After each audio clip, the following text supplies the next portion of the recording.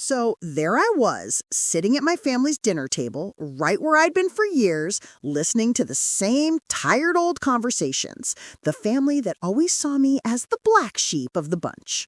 Funny thing, though, it wasn't just the family. No, I had a best friend, too, and she was the one who really drove the knife in. But let me backtrack a little so you can understand how it all went down. I'm Natalie, 28, a girl who had always been too independent, too outspoken, too different for my family's liking. You know the type, right? Always the one with the big ideas, the girl who dared to chase after a dream and not just sit in the corner like a good little girl. Well, that didn't sit well with my family, especially my older sister Emily and my so-called best friend Paige. Let me set the scene for you.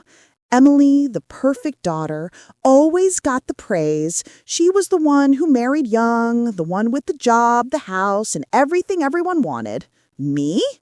Well, I had been traveling the world, figuring out what I actually wanted out of life. But that didn't stop them from gossiping about me behind my back. They called me reckless. They said I'd never settle down. And my mom? She always threw in the, "What are you doing with your life?" look. But Paige, my best friend, she was supposed to be different. She'd always been my confidant, the one person I could rely on. That was until that night. I'll never forget it.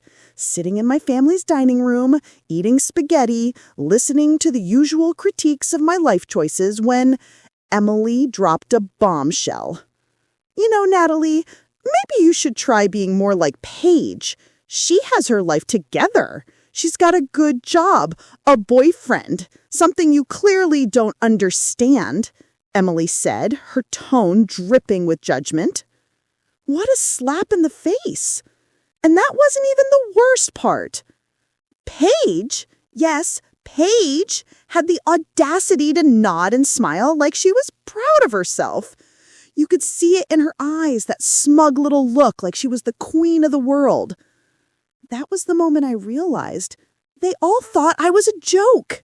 And Paige, well, she had been living in the shadows of my mistakes, waiting for the perfect opportunity to pull the rug from under me. So what did I do? I decided to show them exactly how this black sheep was going to rise and leave them all eating my dust. Now, before I tell you what happened next, please smash that like button, hit subscribe, and turn on notifications to help spread this story. Your support goes a long way.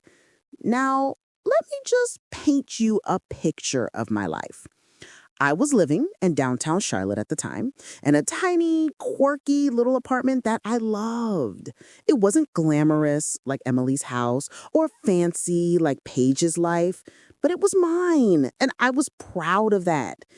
Emily's perfect little life had always bugged me, but nothing bugged me more than her perfect relationship with Paige.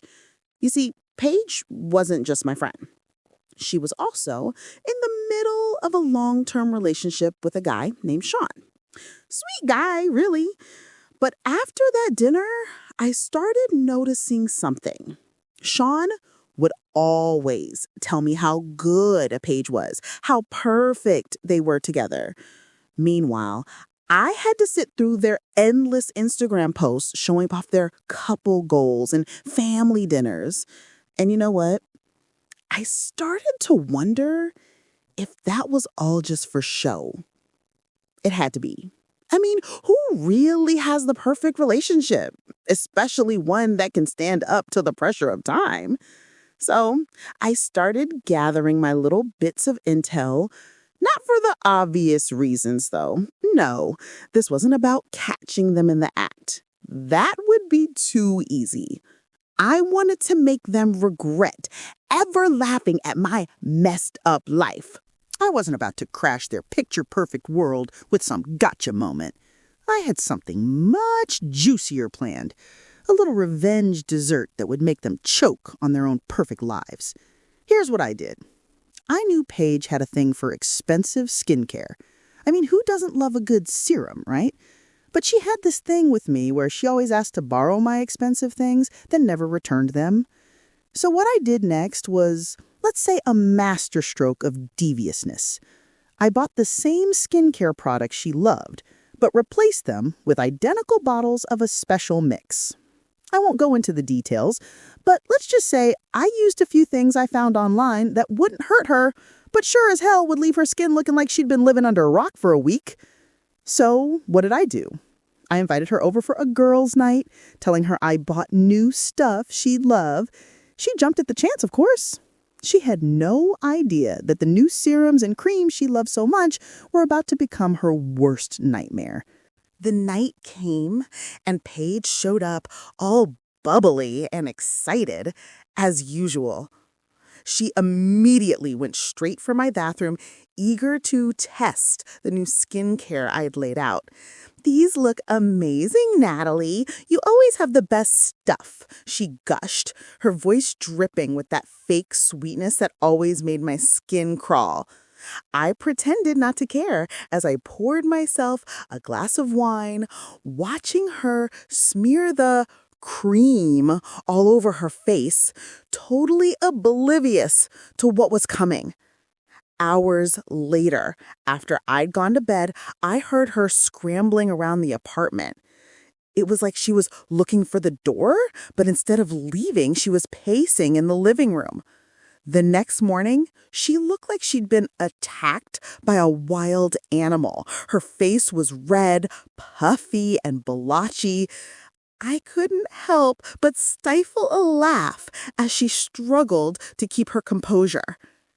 "What happened to your face, Paige? Did you get into a fight?" I asked, playing it so cool. She shot me a look. "It's not funny, Natalie. My skin is wrecked. I don't know what's going on." She had no idea that I was the one behind it all. And as she left, fuming and covered up to hide the damage, I could already hear the whispers starting. Emily, the ever-perfect sister, would notice. She would tell Sean, and they'd all start questioning Paige's perfect life. And oh, how the tables were turning. By the time the week was over, my little plot had spread like wildfire. Paige couldn't hide her skin issues, and her Instagram followers started to notice too. Posts that once celebrated her perfect life with Sean now had a different story to tell. She had to cancel the weekend getaway she'd been planning with them because she couldn't leave the house without covering up. Emily was starting to ask questions, and I could practically feel the tension between them all. I'd made my point, and the best part, they never saw it coming. It was petty, sure, but sometimes you've got to take matters into your own hands when everyone has written you off. So, was I wrong for taking things this far, or did I just finally get the justice I deserved? We all have our breaking points, but is petty revenge ever justified? Drop your thoughts in the comments below. I'm dying to know if anyone else out there would have done the same or gone even further. And don't forget to like and subscribe for more stories that'll make your jaw drop. Trust me, you won't want to miss what's coming next.